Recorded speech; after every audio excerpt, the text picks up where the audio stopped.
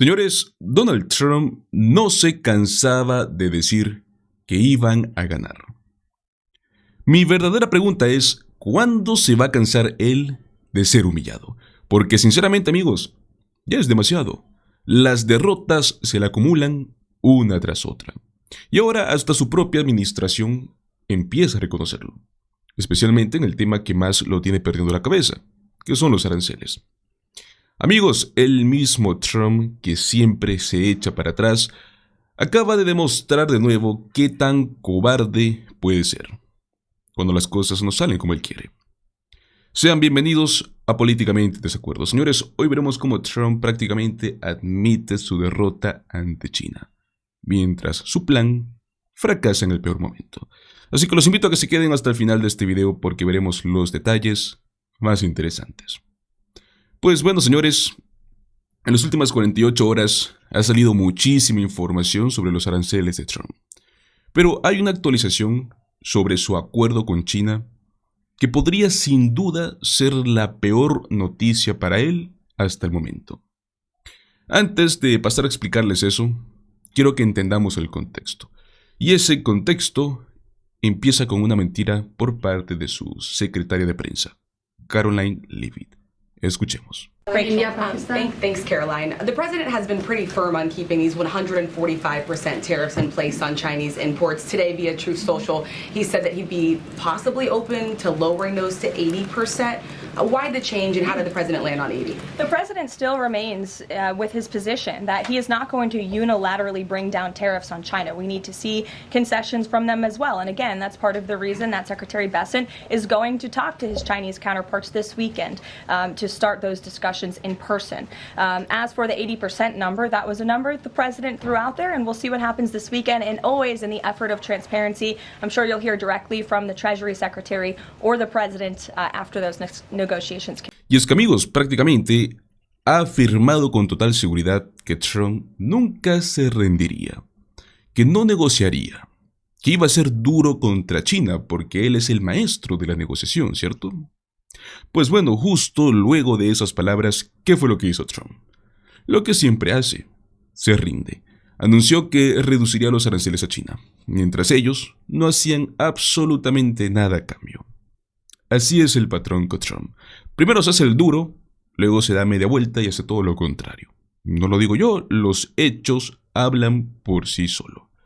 Aranceles a Europa, van y vienen. Aranceles a China, los baja sin lograr nada. Su política comercial es como un semáforo descompuesto. Pero bueno, no soy el único que lo nota porque quiero que vean también lo que piensan ciertos líderes demócratas como lo es Hakeem Jeffries sobre cómo Trump ha estado manejando esta situación. Escuchemos. Leader Jeffries, you referenced tariffs, so I'll allow this to be the last question. China took a tough stance on the threat of increased tariffs from the U.S. They managed to bring that threat down without any real concessions. If you are the Chinese, what have you learned about the art of the deal? China punked the administration, and the administration backed down. That's no surprise because we've seen that happen over and over and over again.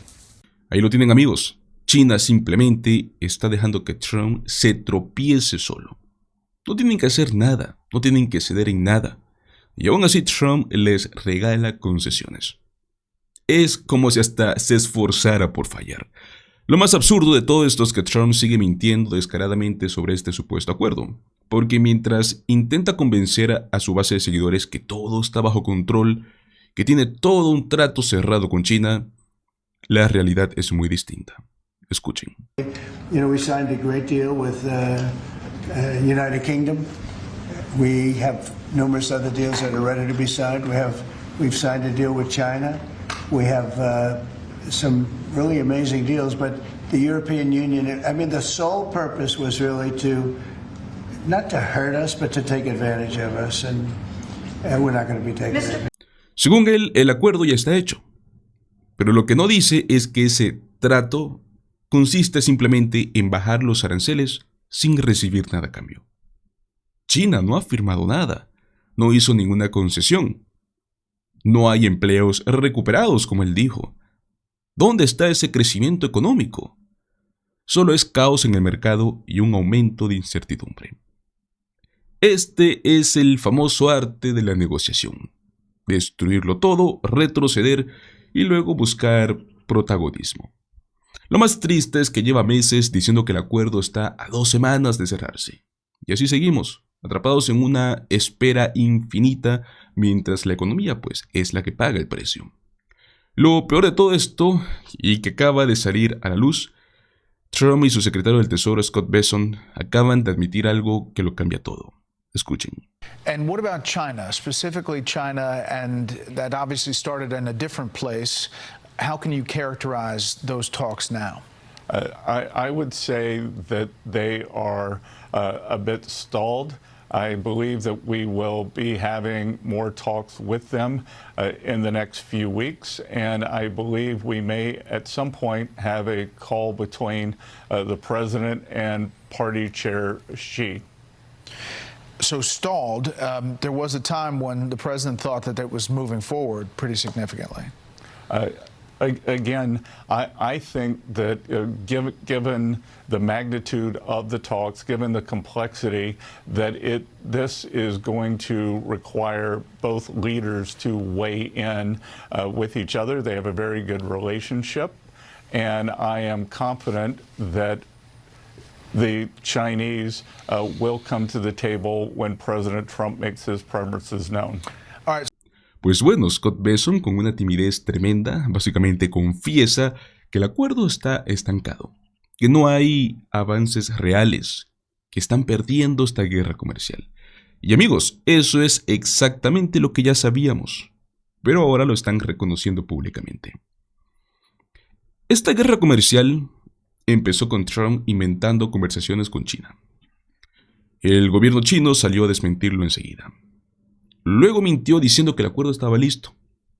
Y ahora ni él sabe lo que está diciendo. Hay un acuerdo, supuestamente está en camino, está hecho, está roto, ya se firmó, se va a firmar. Todo es un caos. Y al final lo único claro es que los aranceles han sido un completo fracaso. No solo no han funcionado, sino que estos han generado una nube de incertidumbre que ha tenido al país en borde de una recesión. Y amigos, si eso no les asusta, esperen a escuchar esto. Trump ha estado intentando manipular toda la economía desde la oficina oval, con una mente que, ya se puede notar, no está en las condiciones de liderar. Y eso, amigos, es algo que debería preocuparnos a todos. Bessent también dejó ver que nadie quiere un acuerdo con Trump, ni siquiera China. Y eso ya es grave. Nicole Wells lo ha explicado mucho mejor en su programa. Escuchen. To Trump's ego to know that there is something called a taco trade. Trump always chickens out. It is the story of his entire political rise. I think that the risk that we were talking about before the break, which is there a danger in trying to goad or intentionally or unintentionally goading Trump, that's a real risk, and we know that because of his political career. So in 2011, Barack Obama gives this brilliant roast of Donald Trump at the White House Correspondents' Dinner after Trump had been going after him with the birther movement and so forth. And Barack Obama, in his cool way, just eviscerates him. And you see Donald Trump in the moment boiling over. And the reporting on it is that that was a really pivotal moment that galvanized him then to run for president. So he does detest being mocked, though he certainly likes mocking other people. So that risk is real. I think the fact that we are even having this conversation points to the bizarro world that we're in Trump 2 and in Trump 1, but particularly in Trump 2, where, we're thinking about, what if we make fun of Trump and then he'll respond in this way, and the chaos that will be unleashed could be really damaging for America's standing in the world and the American economy. The fact that we are having that conversation points to this weird environment in which, some people seem to be treating Trump like a senile uncle who needs to be appeased. And it's in the media, that's certainly not our job. Our job is to tell the truth as we see it. You see in Congress and the people around Trump, people continuing to try to placate him, trying to play to his worst instincts, to all of his instincts, in a way that's counterproductive, I think. And the question is when they will grow a spine in Congress, when some people might stand up to him, what would be the set of events that would trigger Congress behaving like grown-ups and not trying to just pledge fealty to this president? Charlie, do you on your bingo card even play that game anymore? I mean, is there a point where they respond to their constituents instead of Donald Trump's whims? Not in the foreseeable future, because, I mean, you and I have been talking about this for 10 years right now. How many times have they had opportunities to do that? The political costs are simply too high for them. And frankly, look, waiting around for Republicans to show any sort of independence, I think, is a fool's errand. Now, on the edges, perhaps they will push back, here or there. But the whole issue of tariffs has been so illustrative because it will have such a tremendous impact on the economy, on their own constituents. They have the inherent power to block the tariffs. They are the Article 1 body in the Constitution, and yet they have surrendered. They have ceased functioning as a legislative body in many respects. But going back to your question about the dangers of humiliating Donald Trump, you know how I feel about this. I mean, I wish we could humiliate him on a daily basis. I wish that we could mock him. But Charlotte's absolutely right. This is the bizarro world that we're living in, where everybody is walking around on eggshells, afraid to anger or the senile uncle who has incredibly thin skin. And the thing about Donald Trump is he is, of course, a complete narcissist, but he has a very, very thin skin, and he's dangerous because he has the power and he has no restraint. And I think that's just something that kind of the reality that we have to deal with. Now, there are some people who say that, that's a counsel of defeatism, that, resistance is futile, that we can't do anything about it. But it is the reality that we're living in right now. And I think that to the extent that we can point out the absurdity of Donald Trump, the fact that we can, in fact, show that the emperor does have no clothes. And by the way, there's always a value to pointing out that the emperor is, in fact, buck naked when it is Donald Trump. I think we ought to take that risk. Well, Robert, I guess I would push back a little bit on the premise that anyone humiliated Donald Trump other than Donald Trump.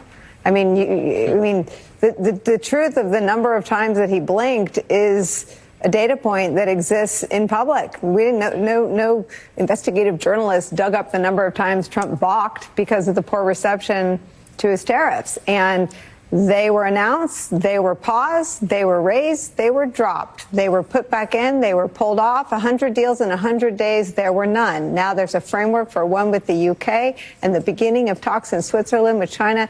Amigos, todo esto es un desastre. Lo ha sido desde el inicio, y mientras Trump sigue deteriorándose mentalmente, al parecer nadie a su alrededor se atreve a contradecirlo. Solo están siguiendo el juego mientras el país se hunde en incertidumbre. Pues bueno, señores, ahora quiero que pasemos a hablar de algo que también debería preocuparnos mucho, sin importar si estás de derecha o estás de izquierda o estás en el centro, donde sea que estés. La independencia del poder judicial en Estados Unidos. Y cómo es que Donald Trump parece no entenderlo, ¿no? O peor aún, no quiere respetarlo. La separación fundamental de poderes. Últimamente Trump ha estado en modo ataque total. Ha estado criticando jueces, ha estado insultando decisiones judiciales, ha estado publicando fotos de jueces que no fallan a su favor, etc. Pero lo más loco es que algunos de esos jueces fueron nombrados por él mismo. ¿Por qué es que es tan peligroso que un líder político se enfrente de esta manera al sistema judicial? Quiero que escuchemos este segmento para que puedan entenderlo un poco mejor y luego lo analizamos. Joining us now, New York Times White House correspondent Luke Broadwater, former federal judge and president of Dickinson College, John Jones, and Washington Post national investigative reporter and MSNBC contributor Carol Leonnig. Everybody, thank you for being here. Luke, it has been a remarkable few months for the judiciary. This administration has stepped up attacks on judges and on decisions they don't like, which are coming relatively frequently because they are pushing up against the bounds of their constitutional authority. I am struck, though, by this rift between Donald Trump and Leonard Leo. Right. Well, Donald Trump clearly is very displeased that a number of judges across the country have served as a check on his executive power, that he can't do essentially whatever he wants. And he's blaming Leonard Leo because he appointed some of these judges, right? He is angry at the International Trade Court for striking down his tariffs. And when he reads that he appointed one of the judges who made this decision, well, he can't blame himself. So he has to blame someone else. He has to blame the conservative legal advisors who gave him these names of judges to appoint to these different courts. You know, we're in a situation now in America where the co-equal branches of government, the balance between them has really been pushed to its limits. Congress has largely abdicated its role to the presidency, and now all that's left is judges across the country to say when the president is going beyond the bounds of the Constitution or beyond the laws set forth by Congress. And every time there's a ruling against him, Trump and his top allies in his administration lash out at those judges and sometimes personally posting their pictures online. And we're seeing the consequences of that. Judge Jones, can you just give us a little bit of background information on the Federalist Society? I imagine that a lot of our viewers have, at least a glancing knowledge of what it is, but they are a big deal in the legal world. Well, they're an uber-conservative group, the most conservative group, and it was a badge of honor for presidents of a conservative stripe to appoint people with bona fides from that group. And when Leonard Leo goes over the rail, and you hear that splash, things are really, really difficult. I was not a member of the Federalist Society. I was a Republican appointed by George W. Bush, but I didn't belong. But plenty of judges who've been appointed were. I don't know what the origin of this is, but I have to talk about Stephen Miller too. You'd think that was a Saturday Night Live skit. But it's all too real. He consistently, Katie, misstates the role of judges and, calling 15, 20, 25 judges communist. The other day it was Marxists. I don't know if that's a promotion or a demotion at this point. But because he's doing that and this constant vilification of judges who are doing their jobs under Article 3, we now have, as your first guest said, judges who are at great risk. They're being doxxed. Their family members are in jeopardy. This is a really serious thing to judges that they're being, so castigated in the public square and identified that they could be the victim of people who have bad intentions. Castigated, intimidated. I want to get to that in a moment, but I do want to tease out. I think when you take all this stuff together, it raises the question of what kind of judge Donald Trump is laying the groundwork to nominate. Judge Jones, also tell me, if you can, the role that the American Bar Association normally plays in getting a judge, a nominee, vetted before they go to Congress for approval. Well, for generations, going back as long as I can remember, Katie, the American Bar Association vets judicial nominations. Now, there was a hiccup during the Nixon administration that I've read about, and President Nixon had a problem with the ABA, but he kept them in the loop. At that point, they are privy to confidential information. They interview judicial candidates. They check their professionalism. If they've been judges on lower courts, they talk to people who've been in front of them. If they've been practicing lawyers, they want to know their reputation for competency, professionalism, et cetera. So, they have an integral part in the appointment process, and they rate these candidates, and that rating is used by the Senate in its advice and consent role. So to strip it out, is really a remarkable act by the president, perhaps not unexpected with this president. And in terms of what judges he wants, Katie, he wants judges that are going to agree with him right down the line. This is a complete result-oriented business for him. Let me read what Pam Bondi said about the American Bar Association. She says it's lost its way, and we do not believe it serves as a fair arbiter of judicial nominees. The Justice Department will no longer give the ABA the access they've taken for granted. ABA is nonpartisan. I should add that. You say he wants judges that will agree with him right down the line. If you don't have the ABA vetting them, And now Leonard Leo, you don't like a guy who stands on uber conservative principles, because you can disagree with Leonard Leo and say that you don't believe he's reading the law right, reading the Constitution correctly, but he is clearly rooted in some understanding that he has of the Constitution. It seems like, Judge Jones, that what the president and his folks might want now is a person who's not actually rooted in the law or the Constitution, but is instead just loyal to him. Well, here's the worst iteration that I can think of, Katie, and this is where I think the ABA is doing things that are objectable to the Attorney General and others. They check people for their experience and their professionalism, as I said, but they want to know, frankly, has that attorney or that judge been around? You know, do they have the maturity and the experience that will make them a good judge? What you may see at this point are ideologues with no experience whatsoever in trials, never been inside a courtroom. You know, just people who are, you know, come from the world of academia or whatever, you know, that pass some internal litmus test getting on the bench. And those are the people you don't want on the trial bench. I had lots of trial experience when I became a trial judge. I think that's the way it should be.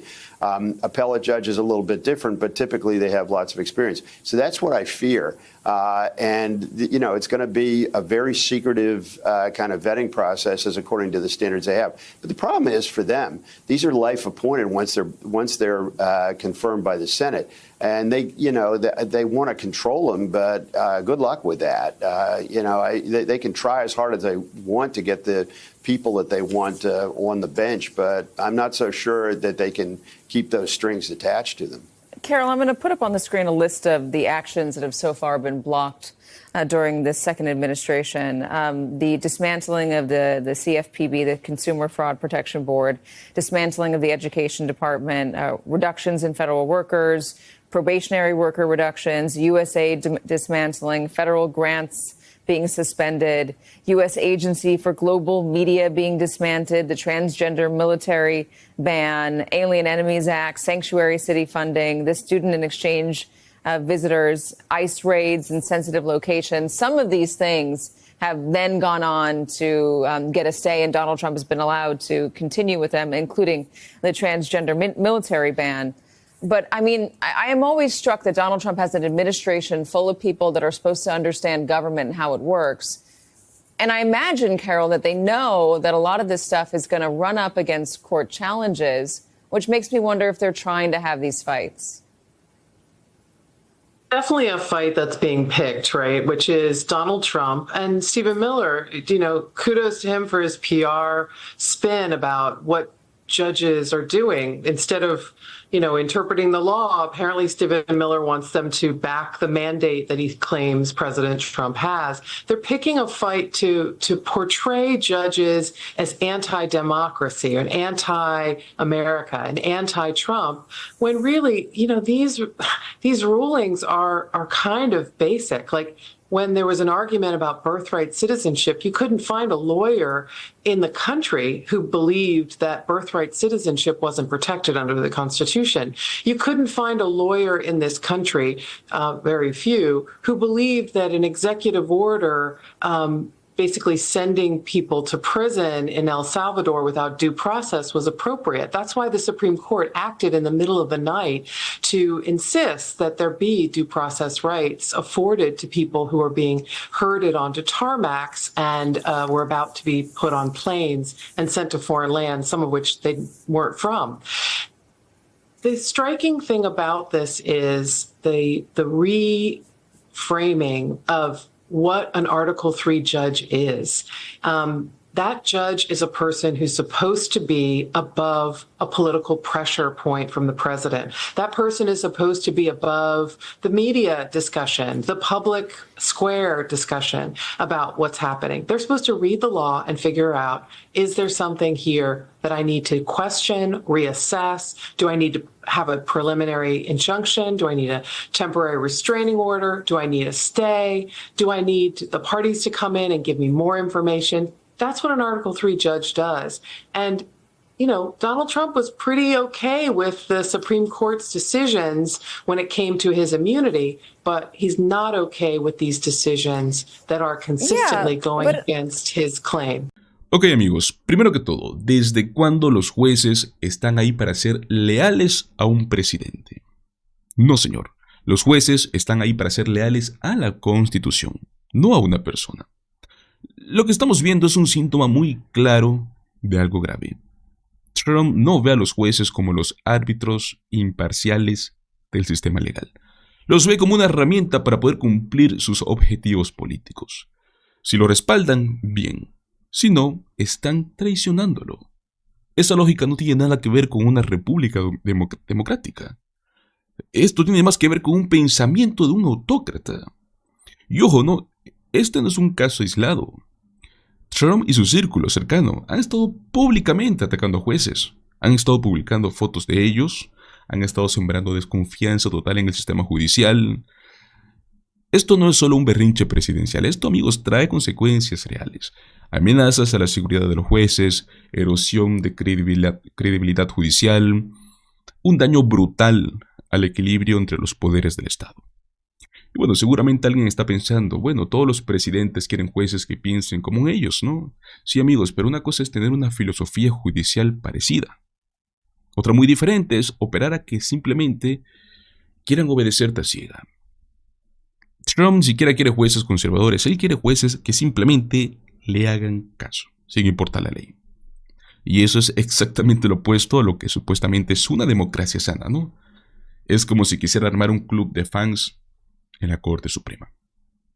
Pero bueno, ¿qué opinan ustedes amigos? ¿Creen que es normal que un presidente cuestione constantemente las decisiones judiciales? ¿O piensan que esto ya pasó de castaño oscuro?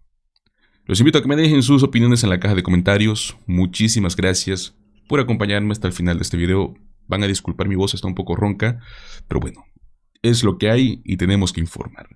Los invito a que le den un like, compartan este video y se suscriban a nuestro canal Políticamente en Desacuerdo. Nos vemos en el próximo video. Hasta luego.